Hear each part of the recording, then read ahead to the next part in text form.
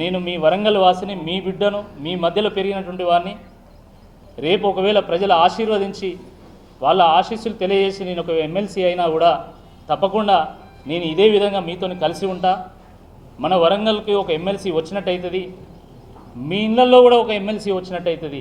ఒక సామాన్యుడిగా నేను ఎంతో కష్టపడి నేను ఇంత దూరం వచ్చిన, నా మూలాన్ని నేను మర్చిపోను. కాబట్టి ఒక సామాన్యుడిగా అందరితోని మమేకమవుతూ నేను ముందుకెళ్తా. కాబట్టి మీ అందరూ కూడా మీ యొక్క ఆశీర్వాదాలు తెలియజేయాల్సిందిగా ఈ సందర్భంగా మీ అందరినీ కూడా కోరుతున్నా.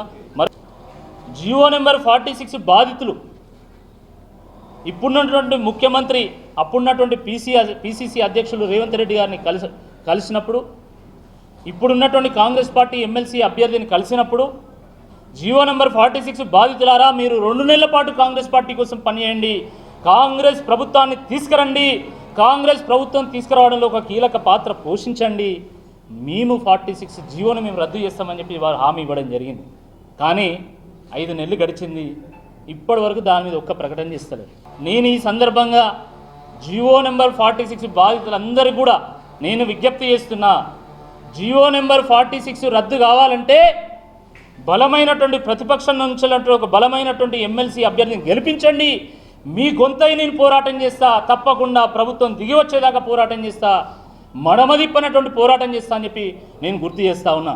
ప్రభుత్వం నుండి కొన్ని డిమాండ్లను సాధించుకోవాలంటే, కొన్ని హామీలను నెరవేర్చుకోవాలంటే, మన హక్కులను సాధించుకోవాలంటే వ్యక్తితో పాటు ఆ వ్యక్తి ఉన్నట్టు వెనుక ఒక గొప్ప శక్తి కూడా అవసరం.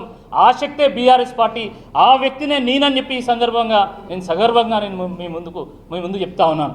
ప్రతి గ్రాడ్యుయేట్ కూడా గల్లా ఎగరేసుకొని రాకేష్ రెడ్డి మా ఎమ్మెల్సీ అని సగర్వంగా చెప్పుకునే విధంగా నేను వివరిస్తా తప్ప ఎక్కడ కూడా ఎవరు కూడా తల వించుకునే విధంగా నేను వివరించను, మీ గౌరవాన్ని తగ్గించే విధంగా వివరించను. కాబట్టి జర్నలిస్టు సోదరులందరూ కూడా నేను విజ్ఞప్తి చేస్తున్నా, మీ ద్వారా పట్టభద్రులందరూ కూడా నేను విజ్ఞప్తి చేస్తున్నా, మీ ద్వారా మేధావులందరూ కూడా నేను విజ్ఞప్తి చేస్తున్నా, నాకు ఒక అవకాశం ఇవ్వండి, తప్పకుండా మీ సమస్యల కోసం నేను పోరాటం చేస్తా. బీఆర్ఎస్ పార్టీ 4 సార్లు గెలిచినటువంటి సీట్ ఇది. ఒట్టిగా ఆషామాషగా ఎవరికి టికెట్ ఇయ్యరు, అర్హులకే టికెట్లు ఇస్తారు. ప్రజలు కూడా అర్హులనే ఎన్నుకుంటారు. కాబట్టి వాళ్ళు ఎంతో ఆలోచన చేసి టికెట్ ఇచ్చిళ్ళు. సమఉద్యోగులు నాతో ఈక్వల్గా ఉన్నటువంటి నాయకులు ఉన్నారు, నాకంటే బెటర్ నాయకులు కూడా ఉండొచ్చు. కానీ ఒక్కో రాజకీయ సందర్భంలో ఒక్కొరికి ఇస్తారు, ఎందుకంటే ఆ పరిస్థితుల్లో వాళ్ళు నెగ్గగలుగుతారని చెప్పి. కాబట్టి ఇప్పుడు నాకు ఇచ్చారు, అందరి సహకారం ఉంది. ఒకరిద్దరు నాయకులు ఇంకా ఏదైనా ఉంటే కూడా తప్పకుండా మా పార్టీ నాయకులందరూ కూడా, మా పార్టీ శ్రేణులందరూ కూడా ఆ విషయం చూసుకుంటారు.